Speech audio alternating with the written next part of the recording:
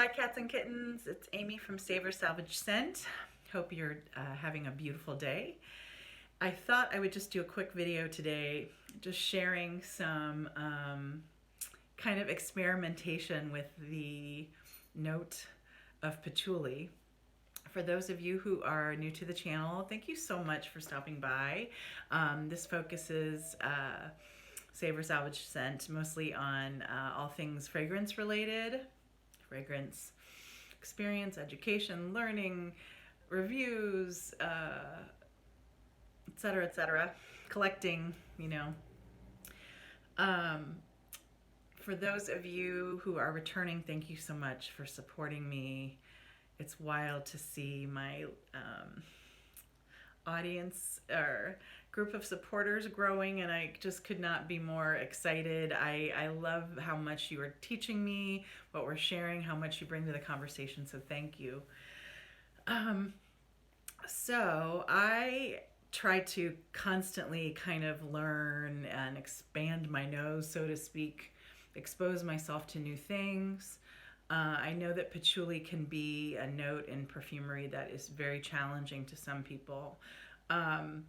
It's interesting when I meet people who say, I hate patchouli or won't wear patchouli, because some of them that I meet who don't have like super deep experience with perfume don't perhaps know or understand that so many perfumes have patchouli in them and as a base note. I think personally, a lot of the reason people feel strongly, the ones I know, against patchouli, including myself at times, I will be honest, is I grew up in the 70s and 80s, and I'll talk a little bit about the history of patchouli, but at the time that I was growing up, there were a lot of like what I would call really bad head shop or natural store patchoulis, like cheaply made, sometimes synthetic. Not that synthetic's always bad, I'm not a believer of that, but just some of the patchoulis were reeking and tough and strong, and sometimes just, yeah, cheap and bad when I was growing up. So also it kind of became acquainted or known as the hippie perfume. And for an artsy gal in my college days, truly some of the hippies I knew that wore it, like pseudo hippies, uh, didn't bathe very often and wore it to kind of cover the stink. They wore the stink to cover the stink. So, you know, I kind of had my own bad connotations with perfumery and patchouli until I got deeper into it. And then I learned, my God, I bet truly 40% of my collection has patchouli in it. I mean, as often, again, as a composition, as a base note, that kind of thing. So as my love of perfumery and experimentation has grown, of course, my time with patchouli. Hold, please. Okay, I have some important notes here that I did not bring over here. So I'm going to talk to you about two perfumes. Again, I didn't want to just talk about perfumes with patchouli as like a background player today. I wanted to share with you two recent experiences I've had that I feel are pretty different with two patchouli perfumes or scents. And I'm going to share, like, one has been interesting and not a favorite of mine, and one I'm crazy head over heels in love with. I can't even believe it. Anyways, it's so good. So to me, so I bring to you, part of the reason I do this is because my own experience, it's interesting because scent is so subjective and relative, and you know, of course, like anything else, as you grow your experience with something, for instance, if I were a great wine drinker and connoisseur, or, you know, like a sommelier or something, I would, of course, have a more refined experience with that, know more, and probably have a wider or more adventurous palette in that way. So I would say, just based on the fact that I have collected and experienced perfume so long, that I probably am more open to patchouli than maybe the average person. Having said that, though, different strokes for different folks. And what I might think is gorgeous, another person might not. And I'm noticing this um, as my audience builds around my reviews, because it's interesting. Both people who kind of follow me, and then of course I'm an avid, crazy, obsessed follower of other reviewers. And I've learned over time there are certain reviewers that we have more similar tastes or understanding, or the kind of things they like or recommend are the ones that I go, wow, yeah, that's a reviewer that I have similar. I bet if they like that, I might like this. But even with the ones who I'm 90% of the time into, it doesn't always work for me, or vice versa. So there have been some people recently who I think have both loved things I've suggested, and then there's some people that are like, this smells terrible on me. And I'm like, possible, totally possible. So, like, all this is interesting to me too. It's so, like, skin chemistry, of course, plays a part, and experience, scent memory, so many things. So part of the reason I want to share this with you is just because it's real, and because both of these scents I think are tremendous and beautiful. One works better on me than the other, and so I just think it's all worth sharing. So I'm just gonna talk a tiny bit about the history of patchouli in case you're not familiar. Some of this I learned really interesting recently. I thought was interesting. And then I'll talk about the two scents in case you want to explore them or want to know more just about my experience. So patchouli is for those of you who don't know, part of the mint family. So it's a leafy thing. And in fact, the name, the word patchouli itself, is derivative of two words, Tamil, so like South Indian words. And it comes from like green leaf.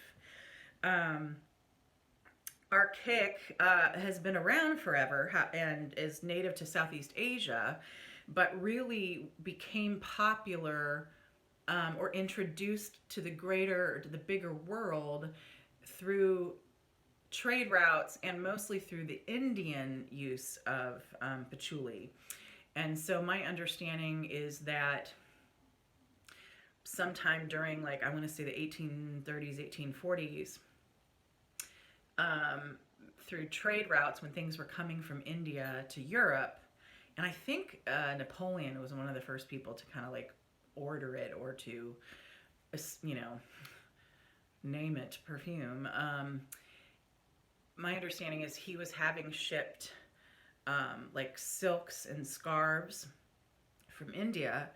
And for those of you who don't know, patchouli has an anti-insect kind of quality, or an insecticide quality.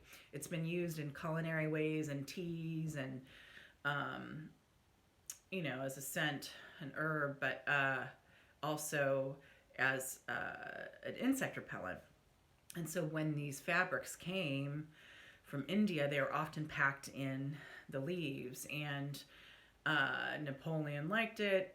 So then it started to come over here. It was introduced to Europe, then introduced to many other countries or continents as well. And that was kind of how, I think it was kind of like deemed to the Western world as perfume sometime in the mid to late 1800s. And I just know it became super popular in the 60s and 70s. And again, kind of associated with hippie culture, but has been used in perfumes for a very long time. So I was one of those people in college that I just thought patchouli meant dirty, stinky person, because that's kind of my experience with it at that time. But then as I grew my knowledge about perfumes, experienced more perfumes with patchouli in them, I love a lot of perfumes with patchouli in them. I still sometimes struggle with patchouli-dominant perfumes. So I have been reading a lot about the company Reminiscence, and I long have wanted to try their tonka scent. I still have not yet. And some of you, I'll show you the box that this came in. Might be familiar. A lot of their packaging, or their bottles, have even little stars on them. But I'm a tonka freak, and I had read that I think they have a tonka scent, an amber scent. I think they have a few different versions of even patchouli. And everything that I have read has kind of told me or experienced that this is kind of like an index patchouli scent. So it's kind of like, what would I call, some patchouli scents are very medicinal, some are very kind of earthy and herbal, some are a little more gourmand. And my understanding is this is kind of in the middle. And a lot of people see this almost as like the index scent that you would base perhaps even other patchoulis off of, to say like, this is the established patchouli, whatever. This was first released in 1970. And I think it runs around 150 or something for, normally. And so when I saw this recently on sale for 65, I think it was on Fragrance X, I was like, okay, it's time to pick this up. And I got it knowing that it might be, some of the things that I kind of own in my collection are more almost as a library or reference scent. And I kind of went into this thinking that might be what it is. However, some of the reviewers that I love, and again, no one's perfect. There's no perfect scent. There's no perfect skin, you know, whatever. But one of the reviewers I love is Sebastian Jara, and he's just tremendous. I think his style is just lovely. He's honest, but he's fair and still, you know, generous and kind. And I think one of his friends that he sometimes reviews with, I think her name is Dahlia, they both love patchouli, and so I've been listening to some of their videos about it, and they've talked about the scent, and they both really love it. And it's interesting because the experience I'm having with it compared to theirs is very different, and so that makes me wonder, because usually when he reviews something, I'm like, God, that's exactly how I feel about that, or we just have similar tastes, and he has far greater knowledge than mine, so let's just let that be known. But I absolutely trust him. So again, this is not about that. But I wonder if either the formulation of the scent has changed, if maybe I got the EDT and they have the perfume, or if my skin chemistry is playing as something. But I'll share when I've tried this over about maybe 2 weeks now, and I would say I'm glad I have it in my collection, but I would not keep it in my collection just to wear on its own. I don't love it. I will tell you what the notes are, what it feels like to me, and then I'm going to tell you about another patchouli scent that I acquired that no one is talking about, that my mind is blown over. So, again, this is by Reminiscence, first released in 1970, but still being created. I think the creative director, the nose tied to the company, has now gone solo, though. But anyways, I just found this bottle on Fragrance X for 65, which is a great price for this. I haven't picked up the Tonka one, even though I wanted it, because it stays at about 120, so big difference for me. The notes in this, surprisingly, and it's interesting, again, because when they reviewed it, they said, even though there were many notes, it felt very singular, very just patchouli. I don't have that experience. So the notes are cedar, patchouli, sandalwood, vetiver, vanilla, tonka, labdanum, tolu balsam, and white musk. Which one? Okay, it's this hand. I sprayed this earlier today. I tend to be into unisex scents, sometimes even men's scents, definitely women's scents. I'm all over the spectrum there. This to me leans really masculine for me, and it's funny because they were saying in their review that it did not. Again, just different for me. I get so many of these. It's interesting because they talked about how just patchouli really came out strong for them. And they also talked about it being almost gourmand. Not for me. I definitely get cedar. I get the patchouli. Patchouli to me has a, again, it can have different experiences depending on the patchouli, the perfumer, but it can have definitely like a leafy, herbal, woody, slightly minty, slightly sweet kind of thing going on. I definitely smell the cedar. I get a little bit of the vetiver, the like dried grassy kind of thing. And I almost get with this one a slightly musty smell. So kind of like leafy, or of maybe trees or forest, but not loamy or mossy. So not like oak moss, not that loamy, soft buttery, velvety thing. It's definitely drier. I get a tiny bit of like an amber kind of feel, even though that's not a note. And a tiny bit of sweetness with this, but I do not get gourmand at all. And again, I wonder if it's because I have an EDT. I definitely think this is more sophisticated than what I was used to growing up with as far as patchouli. But to me, it almost, about an hour in, it almost reminds me of like a barbershop scent. But a bit musty. So this almost smells like if you were in the inside of a cedar chest, but it was a little damp too. It's interesting. Maybe not damp, musty. Yeah, must that had kind of dried down a little. So that's what I get, y'all. I don't know.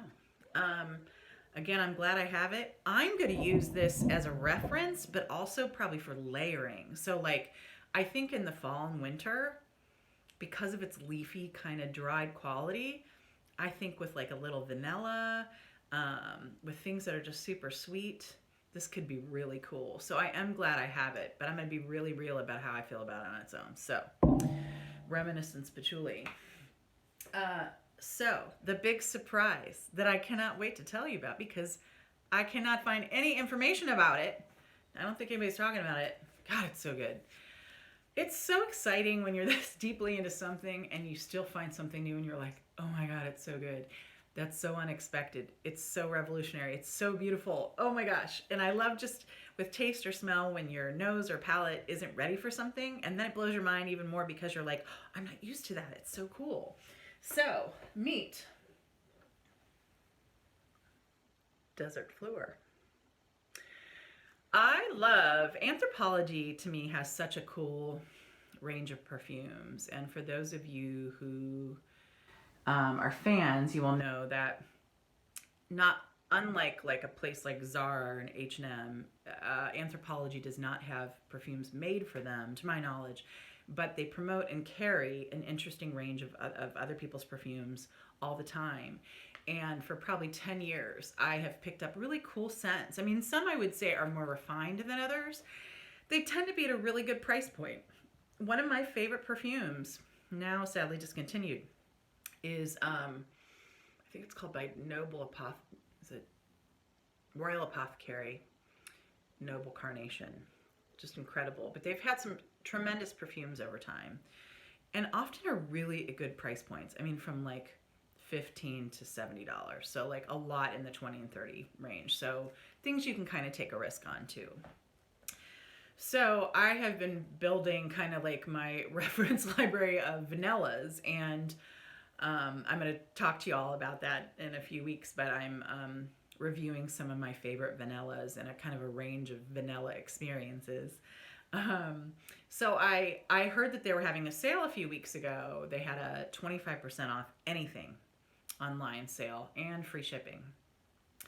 So I ordered my 2 vanillas, really great price. And then frankly, I think to get free shipping, you got to be at like $40 or $50. And I was just a little under. So I was like, okay, I'm going to try one more perfume. And just knowing that I've been trying to learn a little more about patchouli, I was like, I saw this and it only had, it's made by a company called Bohemian Reves, as in R-E-V-E, plural. And this 1.7 ounce bottle, normally 34, was on sale for about, I think, 28 then. So I was like, you know what? How am I going to know? You know, nobody has samples out right now. So I'm going to order this, get it over the shipping costs here. And if it's not my favorite, somebody in my life will love it. I mean, I'll give it a shot. This is one of those. I was like, wow, I'm so glad I did that. I opened the box from Anthropologie and it had 2 other scents, but I smelled this one. I could smell this a little, even like wrapped up in the box. Yeah, I opened the box and I was like, oh my God, I have hit the jackpot. What do I smell? It smells incredible. And this only has 2 notes. It is, I'm going to read to you the way they describe it. This is Oh, the company, by the way, Bohemian Reves, is out of St. Petersburg, Florida, which is cool. It just simply says it's a blend of patchouli and natural vanilla with organic spirits. So this is one of those perfumes where it's, the combination or the composition is greater than the two things. It is just incredible. And maybe perhaps they're not even telling us all the notes in here. Could be. Like I definitely get patchouli. But I also, this is a gourmand patchouli. So it's got this gorgeous resiny vanilla, almost caramely, and has a tiny bit, as vanilla can do sometimes, a tiny bit of even a floral feel to me. This is freaking beautiful. Like, so beautiful. And I think it's because I don't have anything exactly like it. Like, I tend to, I mean, everybody has a lane in life sometimes, right? So, like, I love, so-called oriental perfumes. They're so beautiful to me. And so I would say 30% of my collection's got a lot in common. I have nothing like this, and it's in such a good way. It's like when you eat a new food that's really different for you, and your mouth is just like, what?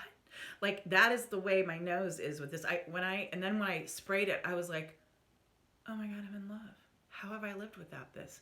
This scent is incredible, and it's one of those you kind of feel like a bit in a bubble. That's something that I think patchouli does have in common, almost no matter how it's used. If it's dominantly used in a perfume, it does create kind of like a scent bubble or a trail, and that's why people who love it or hate it probably love it or hate it too. Because if I smell somebody wearing a patchouli that's good, I'm like, oh, I kind of want to follow you around. It smells comforting. It leaves a bit of a trail, and it leaves kind of a bubble. Like, a lot of us will wear perfumes and you almost don't smell them. This is something you smell on yourself, and it smells incredible to me on my skin. I wanted to share this all with you because, you guys, I could not find one review. I found a couple, like, on Anthropologie's, or maybe this company has its own site and you can get the perfume there too. Nothing though. There's no Fragrantica review. There's no backgrounder. So part of the reason I want to bring this to you is because I want this to do well in the market. I want to know what you all think. If you like patchouli, especially if you like gourmand patchoulis or gourmands, period. Oh, I think this is worth a shot, especially if you see it go on sale. On the company's website right now, if you sign up, you just get 15% off. So this would still be very inexpensive. So Bohemian Reves, Desert Fleur, incredibly beautiful. So that's what I think about these two patchouli perfumes. And, different strokes for different folks. I would love to hear from you all. Do you have any favorite patchoulis? What's a patchouli perfume you cannot tolerate, perhaps? Do any of you have the Reminiscence Patchouli or any Reminiscence scents in general? I would love to hear just what your experience has been. Should I get the Tonka? I'm a little scared now that I've gotten the patchouli one, frankly. And what is a note that you think is as polarizing as patchouli? Thanks for listening, and hope to talk again soon. Cheers. Bye.